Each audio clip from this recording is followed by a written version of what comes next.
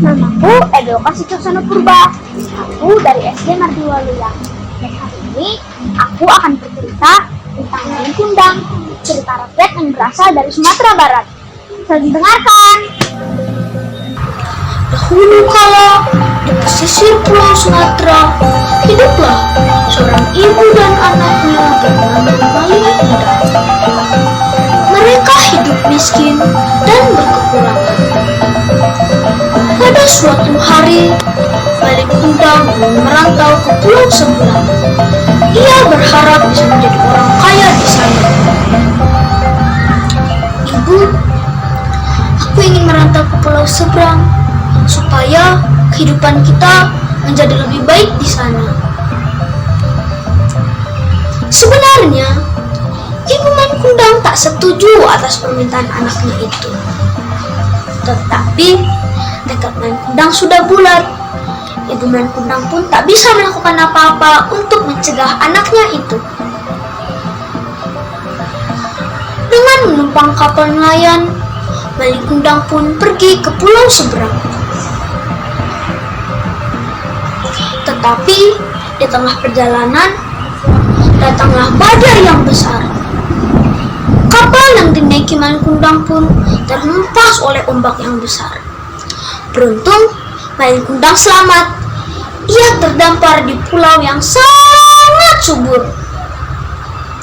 Malin Kundang adalah anak yang rajin yang bekerja dengan tekun di pulau itu.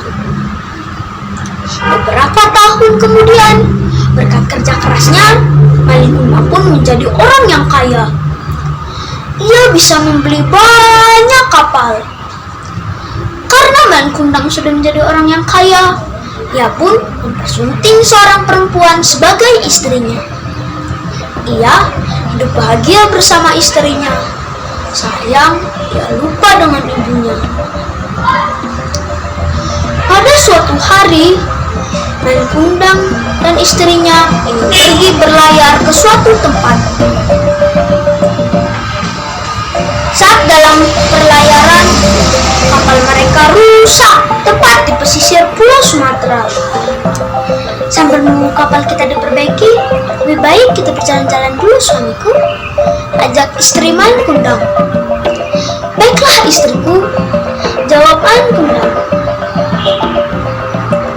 Sementara itu, para warga yang melihat Malin Kundang kembali langsung berlari ke rumah Ibu Malin Kundang. Ibu Malin Kundang, Ibu Malin Kundang, kata mereka. Ada apa? Anakmu Malin Kundang, ia telah kembali menjadi orang yang kaya. Apakah benar yang dikatakanmu itu? Ya, benar Ibu Malin Kundang, ia telah kembali menjadi orang yang kaya. Mari, kuantar kau ke tempat Malin Kundang. Baiklah. Sementara itu, Malin Kundang dan istrinya sudah puas berjalan-jalan. Mereka pun kembali ke kapal. Tetapi di tengah perjalanan kembali ke kapal, tiba-tiba datanglah seorang perempuan tua berpakaian compang-camping. Malin Kundang anakku, kata perempuan itu. Istri Malin Kundang kaget karena sebelumnya Malin tak pernah bercerita tentang ibunya. Siapa perempuan itu? Apakah ia ibumu, suamiku? Tanya istri Malin Kundang. Malin Kundang bingung. Jika ia mengakui perempuan itu sebagai ibunya, bisa-bisa ia akan ditinggal oleh istrinya. Malin Kundang pun beralasan. Bukan! Dia bukan ibuku! Ia hanya seorang pengemis. Ia mengaku sebagai ibuku supaya mendapat harta yang aku miliki. Aku ini ibumu, nak. Bukan! Kau bukan ibuku! Ibuku sudah meninggal! Jawab Malin Kundang sambil mendorong ibunya sampai terjatuh. Hati Ibu Malin Kundang sangat sakit. Ia tidak menyangka anaknya bisa berbicara seperti itu kepadanya. Lalu Ibu Malin Kundang pun mulai berdoa. Ya Tuhan, Jika benar ia anakku, kutuklah ia menjadi batu. Tetapi jika benar ia bukan anakku, lepaskanlah dia. Setelah berdoa, Ibu Man Kundang pun pergi kembali ke rumahnya. Kapal Man Kundang pun sudah selesai diperbaiki. Man Kundang dan istrinya pun pergi berlayar kembali. Tetapi saat ingin pergi berlayar, tiba-tiba hujan turun dengan deras. Air menyambar dengan keras. Ombak menjadi besar. Apa yang terjadi, suamiku? Apakah benar ia ibumu? Bukan, dia bukan ibuku. Ibuku kan sudah meninggal.